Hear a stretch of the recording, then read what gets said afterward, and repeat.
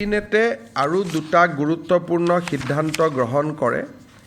এটা হ'ল Moran autonomous council আৰু মটক অট'নমাছ কাউন্সিল। এই দুইটা কাউন্সিলক আগতে এনেকুৱা এটা আছিলে যে মৰাণ যদি মানুহ বেছি আছে গাঁওখন মৰাণ কাউন্সিলত গুচি যায়, তেতিয়া আন জাতি জনগোষ্ঠীৰ মানুহে আপত্তি কৰে।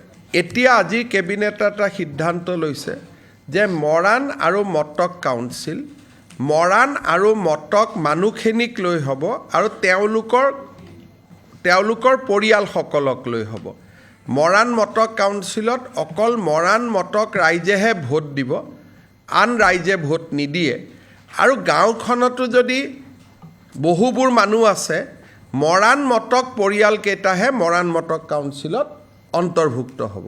ইয়াৰ ফলত আজি কিছুদিন ধৰি উজনি অসমত মৰাণ মটক কাউন্সিলত বিভিন্ন কোনোবাই কয় আমি সোমাম, কোনোবাই কয় আমি নুসুমাম, এই ধৰণৰ বিতৰ্কটোৰ এতিয়া অৱসান ঘটিব। খালি মৰাণ কাউন্সিলত মৰাণ পৰিয়ালসমূহ সোমাব, মটক কাউন্সিলত মটক পৰিয়ালসমূহ সোমাব। মানে মটক আৰু মৰাণেহে ভোট দিব, বেলেগ মানুহে ভোট নিদিয়ে। গতিকে এইটো তেখেতসকলৰ লগত আমি আলোচনা কৰি আমি এইটো সিদ্ধান্ত লৈছিলোঁ। Only the population belonging to the Moran community in the area notified by the state government as council area under this act without affecting the rights of the other category of citizen people or communities within the notified area. তাৰমানে যদি এখন গাঁও notify কৰোঁ, সেই গাঁওখনৰ মৰাণ আৰু Matak মানুহখিনিহে কাউন্সিলত vote দিব, আন ৰাইজে তাত ভোট নিদিয়ে। ইয়াৰ ফলত যিটো এটা অকণমান মানুহখিনিৰ মাজত আমি বুজাবুজি কৰিব পৰা নাছিলোঁ, আজি সেই সমস্যাটোৰ সমাধান হ'ব। আৰু ইয়াৰ ফলত আমি নৱেম্বৰ ডিচেম্বৰ মাহত মৰাণ মটক কাউন্সিলৰ নিৰ্বাচন আমি পাতিব পৰা পৰিৱেশত আমি গৈ উপস্থিত হ'ম। ছেপাৰেট ভোটাৰ তালিকা অকল মৰাণ আৰু মটক মানুহখিনিক লৈ বা তেওঁলোকৰ জনবসতিক লৈ সম্পূৰ্ণ এখন নতুন ভোটাৰ তালিকা হ'ব। সেই ভোটাৰ তালিকাত আন লোক নোসোমায়। আপোনালোকে দেখিছে যে প্ৰতিদিনে আমি 20-25-30জন মানুহক আমি অসমৰ পৰা পুছবেক কৰি আছোঁ। কিন্তু এনেকুৱাও নহয় যে পুলিচে সকলোকে ধৰিব পাৰিছে। আজি এটা কেবিনেটত আমি আলোচনা কৰিছিলোঁ যে আধাৰ অসমত বহু বছৰ হৈ গ'ল, প্ৰাপ্তবয়স্ক মানুহে এতিয়া আধাৰ লোৱাৰ প্ৰয়োজনীয়তা নাই, কাৰণ তেওঁলোকক ইতিমধ্যে আধাৰ দিয়া হৈ গৈছে। এতিয়া আধাৰ দিব লাগে খালি শিশুক, নতুনকৈ জন্ম হোৱা। গতিকে আমি এতিয়া অসমত এটা নিয়ম আনিম, অহা কেবিনেটত এই বিষয়ে আৰু আলোচনা হ'ব অলপ ভাল কৰি, যে প্ৰাপ্তবয়স্কই আধাৰ বিচাৰিলে অকল জিলা উপায়ুক্তহে তাক দিব পাৰিব, আন কোনেও প্ৰাপ্তবয়স্কক আধাৰ দিব নোৱাৰিব। ইয়াৰ ফলত বাংলাদেশৰ পৰা অহা ফ্ৰেছ মানুহে আধাৰ কাৰ্ড ল'ব নোৱাৰিব।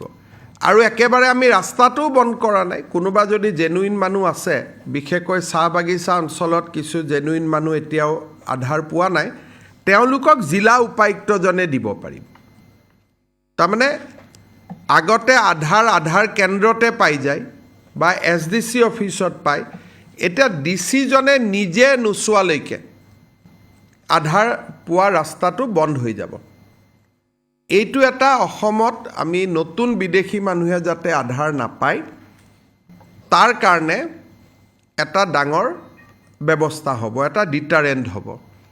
আৰু আজিকালি আধাৰ ল'বৰ কাৰণে বা এইবাৰ ভোটাৰ লিষ্টতো নাম সোমাবৰ কাৰণে জন্ম মৃত্যুৰ প্ৰমাণ পত্ৰ লাগিব লাহে লাহে। সেইকাৰণে আমি জন্মৰ প্ৰমাণ পত্ৰ দিয়া ব্যৱস্থাকো অলপ টাইট কৰিব খুজিছোঁ। বহুদিন আগতে জন্ম লোৱা মানুহেও, যে আজি মোৰ বয়স 16 বছৰ আগত ডেট এটা দি মই বেক ডেটত জন্ম পত্ৰ লওঁ। বেক ডেট মানে ইলিগেলি নহয়, লিগেলিয়ে লওঁ। মই লিখিয়ে দিওঁ যে মোৰ 1980 চনত জন্ম হৈছিল, তেতিয়া মই জন্মৰ প্ৰমাণ পত্ৰ ল'ব নোৱাৰিলোঁ, এতিয়া মোক জন্মৰ প্ৰমাণ পত্ৰ দিয়ক। তেনেকুৱা কেছবিলাকো ডিচিৰ ওচৰলৈকে যাব।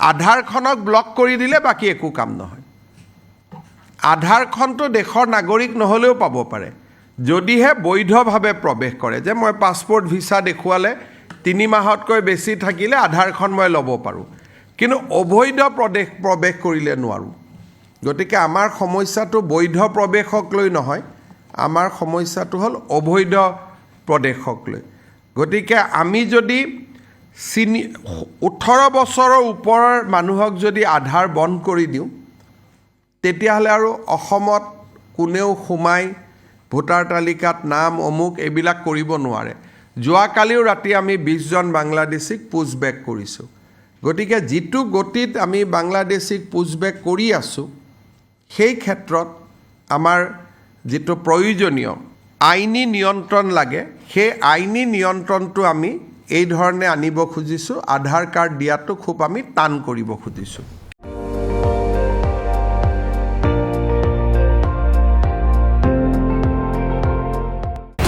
আপুনি চাই আছে ND24 সৰ্বশ্ৰেষ্ঠ নহয় সৰ্বোত্তমৰ দৌৰা